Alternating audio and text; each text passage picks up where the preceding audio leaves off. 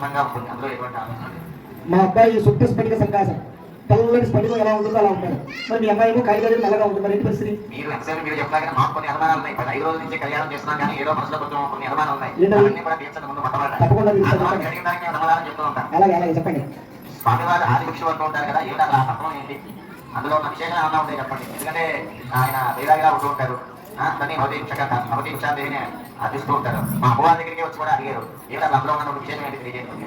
అందులో ఉన్న విషయం ఆది భిక్షువు అని అంటే జగత్ పితరం ఉందే పార్వతీ పరమేశ్వరం. ఈ సృష్టి అందరికీ కూడా తండ్రి పరమేశ్వరుడు కాబట్టి తన బిడ్డలు ఆయన భిక్షాటన చేసేది ఎవరి దగ్గర? లలితా స్వరూపమైనటువంటి రాజరాజేశ్వరి పరాశక్తి అయినటువంటి లలితా పరమేశ్వరి దగ్గర ఆయన భిక్షాటన చేశాడు. ఆవిడ దగ్గర తప్ప ఇంకెవరి దగ్గర భిక్షాటన చేయడానికి. దాంట్లో ఉన్న అంతర్యం ఏమిటయ్యా అంటే అమ్మవారు ప్రకృతి స్వరూపిణి అని మీరే చెప్పారు. ప్రకృతి నుంచి వచ్చినటువంటి పుష్పాలు, ఫలాలు, బియ్యము, ధాన్యాలు, ఇతరంగా జలము ఇత్యాది వనరులన్నీ కూడా తీసుకుని వచ్చి తన బిడ్డలమైనటువంటి మన అందరికీ ఇవ్వడం కోసం అని చెప్పి ప్రకృతి స్వరూపుడు అయినటువంటి లలితా పరమేశ్వరి పార్వతీదేవి దగ్గర ఆయన భిక్ష చేస్తున్నాడు. అమ్మా నువ్వు ఇస్తే నేను అందరికీ పెట్టాను. ఎందుకంటే అంటే స్త్రీ తన భార్య అన్నపూర్ణాదేవి పార్వతీదేవి, ఆ భార్య అంటే పరమేశ్వరుడు ఎంతటి ప్రేమ అంటే అడుగు కూడా బయటకు పట్టినవాడు అన్నమాట. గుమ్మం దాటి బయటకు రాడు, అక్కడే కూర్చొని అన్ని పనులు ఆవిడ అన్ని అక్కడే ఏర్పాటు చేస్తూ మీ అమ్మాయిని ఏ రోజు లేకుండా చూసుకుంటాడు. అలాంటి వారు తన బిడ్డలమైనటువంటి మన అందరికీ కూడా సకాలంలో ఎవరికి ఏ టైంలో ఏది కావాలో అవన్నీ అందించడం కోసం అని చెప్పి ఆవిడ దగ్గర ఆయన తీసుకుని వచ్చి మనందరికీ అందించడం కోసం ఆయన భిక్ష తీసుకున్నాడు. అందుకే భిక్ష చేస్తారు తప్ప వేరే ఏ కారణం చేత ఆయన భిక్ష చేయడం కాదు. అంతేకాకుండా మా అమ్మవారు చూస్తే సకల సౌందర్యవతి, లిఖిత శాస్త్రంలో కూడా చెప్పింది. పుష్పాలు అనేక రకమైనటువంటి పుష్పాలన్నీ కూడా చంపకాశోపకున్నాగ సౌగంధిక లసత్కజ అనేటువంటి వివిధ రకాలైనటువంటి పుష్పాల్లో విజయమైనటువంటి పుష్పాలని ఆవిడ అమ్మవారి యొక్క శిరస్సులో ధరించింది. అలాగే కన్నానికి కూడా త్రిపురాన్ని చూపించేటువంటి శ్రీచక్రాలను తాటంకై పోత అని చెప్పి కన్నపురాలుగా ఆవిడ ధరించింది. శిరస్సును కూడా ఆ చంద్రుడిని ధరించింది. అష్టమి చంద్రుడు అట్లాంటి షోడశ కళాప్రభుడైనటువంటి చంద్రుడు కూడా ఆమె ధరించింది. స్వామివారు కూడా ధరించాలని తెలుసు, కానీ ఇంత సౌందర్యవతి మా అమ్మవారు.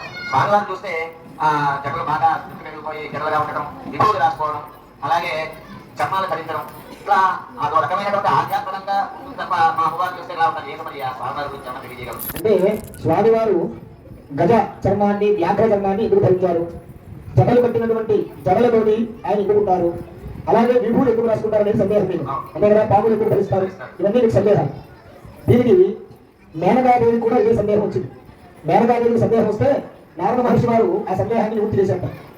ఏమిటయ్యా ఆ సందేహం అంటే, పూర్వం సతీదేవి పరమేశ్వరుడు యొక్క పత్రి ధర్మమంత్రి సతీదేవి అంటే పార్వతీదేవికి ముందు అంశం అన్నమాట.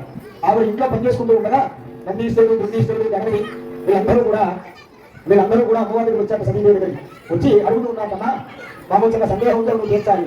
ఏంటి నాయన అంటే, మరి విష్ణుమూర్తి చూస్తే చక్కగా గిరిజాలు పెట్టుకుంటారు, బ్రహ్మదేవుడు గిరిజాలు పెట్టుకుంటారు, ఇంద్రుడు గిరిజాలు పెట్టుకుంటారు, అన్ని బంగారు ఆభరణాలు, నవరత్నాల ఆభరణాలు, పట్టు విధానాలు ఇవే ధరిస్తారు. అందరూ 3 కోట్ల మంది దేవతలు ధరిస్తారు. మరి శివుడు మన తండ్రి పరమేశ్వరుడు ఎందుకమ్మా జడలతో ఉంటాడు, విభూతి రాసుకుంటాడు, రుద్రాక్షలు వేసుకుంటాడు, పాములు ధరిస్తాడు ఎందుకమ్మా అని అడిగారు. అడిగినప్పుడు సతీదేవి చెప్పినటువంటి విషయం సాక్షాత్ సతీదేవి తెలుసు. కాకపోతే అత్తగారు కాబట్టి ఆ యొక్క అల్లుడి ఆ రూపంలో చూసేది కొద్దిగా భయప్రాంతులే అడిగారు. చెప్పాక నారద మహర్షి వారు ఏంటయ్యా అంటే, మానవులు చేసుకున్నటువంటి పాపకర్మల యొక్క ఫలం వారి శరీరాన్ని అంటిపెట్టుకుంటుంది. మనం ఈ 4 రోజుల నుంచి చెప్తూ వస్తున్నాం. అలా అంటిపెట్టుకున్నటువంటి శరీరం భస్మం అయిపోతుంది. భస్మం అయిపోయినటువంటి తర్వాత మనలో ఉండేటువంటి ఆత్మ ఇంకొక శరీరంలోకి వెళుతుంది. అలాగే ఈ ఆత్మ పరలోకానికి వెళ్ళి స్వర్గానికో లేకపోతే దేవలోకానికో ధర్మానికో ఎక్కడికో వెళ్ళి మళ్ళీ ఇంకొక శరీరానికి వస్తుంది. ఈ శరీరంలో ఉన్నవాడు ఎవరైతే ఉన్నాడో వాడు తాను చేసినటువంటి పాపకర్మల యొక్క ఫలం దాన్ని మరుసటి జన్మలో వెంటాడకూడదు అనేటటువంటి సంకల్పం చేత మరి మనం అందరం పరమేశ్వరుడు యొక్క బిడ్డలం కాబట్టి ఎవరైనా బిడ్డలు తప్పు చేస్తే ఆ తప్పు తల్లిదండ్రులదే. బిడ్డలు మంచి చేసి వాళ్ళు గొప్ప వాళ్ళు అయ్యారు అన్నా ఆ ప్రభావం తల్లిదండ్రులకే ఉంటుంది. కాబట్టి మనం తెలుసో తెలియకో చేసినటువంటి పాపకర్మల యొక్క ఫలితం మన శరీరాన్ని అంటిపెట్టుకున్న తర్వాత మనం మరణిస్తాం. మరణించిన తర్వాత కాలుస్తాం. కాల్చగా వచ్చినటువంటి భస్మాన్ని పరమేశ్వరుడు ఒంటికి రాసుకుంటాడు. ఎందుకు రాసుకుంటారు అంటే, వీడు నా బిడ్డ, వీడి యొక్క శరీరాన్ని భస్మం చేశారు.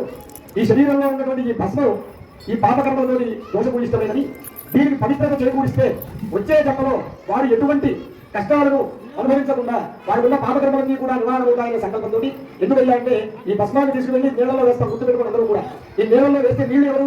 గంగాదేవి. గంగాదేవి ఎక్కడ ఉంటుంది? శివుడు నెత్తి మీద ఉంటుంది. ఇవన్నీ వెళ్ళి చేరేది, ఈ అస్థికలన్నీ చేరేది శివుడు నెత్తి మీదకే. ఆ భస్మం అంతా చేరేది. అదైనా ఆ భస్మాన్ని తీసుకుని తాను రాసుకోవడం వల్ల ఆ ఎవరైతే ఆ ప్రాణి ఉన్నాడో వారికి పుణ్యం చేకూరి వారికి ఉత్తమ గతులు కలుగుతాయి. తన బిడ్డల మీద అందరి యొక్క పాపకర్మలు నివారణ అవడం కోసం అని చెప్పి ఆ శవ భస్మాన్ని ఆయన ఉళ్ళంతా కూడా పౌడర్ లాగా రాసుకుంటాట.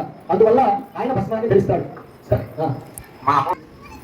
వారు ఏం చేస్తారంటే కొన్ని కోట్లు క్యాష్ అందరికీ వస్తూ ఉంటారు, కానీ వారు ఉపయోగపడదు.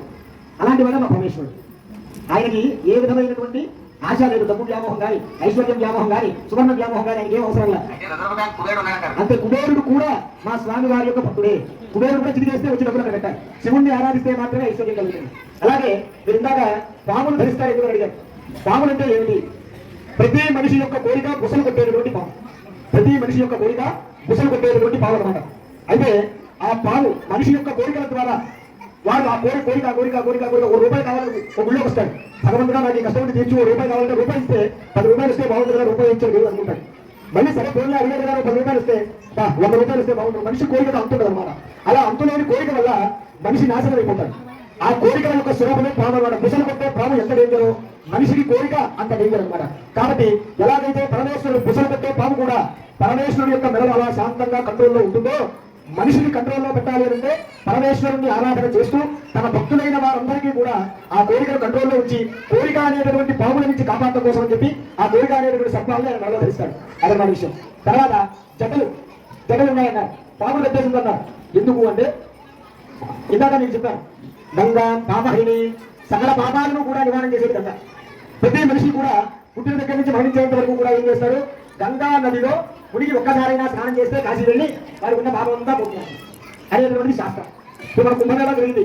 నిన్నటి ఉపవాసం పూర్తయింది. నిన్న సాయంత్రం కుంభమేళాలో మహారాజు 10 కోట్ల మంది వస్తారని అంచనా వేశారు ముందు. కానీ 68 కోట్ల మంది వెళ్ళి స్నానం చేశారు. 60 భారతదేశంలో 120 కోట్ల మంది ఉంటే సగం మంది పాప నివారణ చేసుకున్నారు వెళ్ళి. అదేగా ఈ గంగానది మహారాజు ఏం చేస్తారు? గంగానదిలో మునుగుతారు. 3 మునకలు వేసి బయటకు రాగానే వారి పాపం అంతా గంగానదిలో ఉండిపోతున్నారు. ఆ గంగానది ఏం చేస్తుంది? ఆ పాపానంతా తీసుకెళ్లి ఉండిపోయింది. ఈ మనిషి యొక్క పాపాలు ఏవైతే ఉన్నాయో ఈ పాపాలని పాపుడు కట్టేసి అంతా కూడా పాపాన్ని ఆ శివుడి ఎత్తి మీద పెట్టగా ఆ పాపమంతా అత్తర కట్టేసి జనంలాగా మారిపోయింది శివుడికి. ఎప్పుడైనా సరే పరమేశ్వరుడు నా తల దూకోవాలి, నవగ్రహాలు రాసుకోవాలి అనుకుని ఆ జగను వింటారో సృష్టి అంతా ఆ పాపముల యొక్క ఫలం చేత అల్లకల్లోలమైపోతుంది. ఆ పాపం గంగాదేవి ఆయన నెత్తి మీద వదిలిపెట్టినటువంటి ఆ పాపాలు కనుక బయటకు వస్తే సర్వము కూడా నాశనం అయిపోతుంది. ప్రకృతి అంతా కూడా నాశనం అయిపోతుంది. కాబట్టి ఆయన నాకు నూనె రాసుకోకపోయినా పర్వాలేదు, తలకాయ దుఃఖమైనా పర్వాలేదు, నా బిడ్డలందరూ కూడా బాగుండాలి అనే సంకల్పంతో ఆ జనం అట్టలు కట్టినా పాములు కట్టినా పాములు తిరిగినా ఆయన అలాగే ఉంచుకుంటాడు తప్ప తన బిడ్డల కోసం ఆయన తలదూడు నవగ్రహాలు రాయలేదు. ఇంకా తర్వాత క్షీరసాగర మదన సమయం. క్షీరసాగర మదనం జరిగినప్పుడు లక్ష్మీదేవిని ఇంద్రుడి యొక్క కారణం చేత లక్ష్మీదేవి అగ్ని సముద్రంలో వెళ్ళిపోతుంది. సముద్రంలో వెళ్ళిపోయిన తర్వాత అలా సముద్రంలోకి వెళ్ళినటువంటి ఆ లక్ష్మీదేవిని పైకి తీసుకొచ్చేటువంటి ప్రయత్నం చేయాలి. ఈ పైకి తీసుకొచ్చేటువంటి ప్రయత్నం చేసేటువంటి సమయంలో ఏం చేయాలి? ఇప్పుడు నీటి అడుగున ఉందనుకోండి, దాన్ని చేయబెట్టి పెరిగింది కానీ సముద్రం ఎలా వస్తుంది? అందులో పాల సముద్రం కాబట్టి దానికి చిరకాలన్నమాట. చిరిగితే అడుగున్నవన్నీ పైకి వస్తుంది, అప్పుడు తీసి బయటకు వేసుకోవచ్చు. అలా దేవతలు దానవులు రాక్షసులు దేవతలు కూడా కలిసి వాసుకి అనేటువంటి సర్పాన్ని తోడుగా చేసి మందరం అనేటువంటి పర్వతాన్ని కమంగా చేసి ఆ పాల సముద్రాన్ని చిరికారు. చిరిగేసరికి మొట్టమొదటిగా ఏమొచ్చింది అంటే హలాహలం వచ్చింది. మొట్టమొదటిగా వచ్చింది అది. జీవితంలో మనిషి ఎప్పుడు కూడా గుర్తుపెట్టుకోవాల్సింది ఏంటి అంటే మనం ఏదైనా మొదలైతే ఎప్పుడు ముందు కష్టమే వస్తుంది. కష్టం వచ్చింది కదా అక్కడ వదిలేకూడదు. వదిలేస్తే మనం ముందుకు వెళ్ళలేం. అలా హలాహలం వచ్చింది, ముందు విషయం వచ్చింది. ఎవరు పుచ్చుకోవాలి? ఎవరు పుచ్చుకునే పరిస్థితి లేదు. విష్ణుమూర్తి ఒక మొబైల్ పుచ్చుకోవాలంట. సరస్వతీదేవి బ్రహ్మదేవుడు అడిగంట, సరస్వతి నీ కావాలంటే నేను తీసుకోవాలంట, వద్దుకన్నా.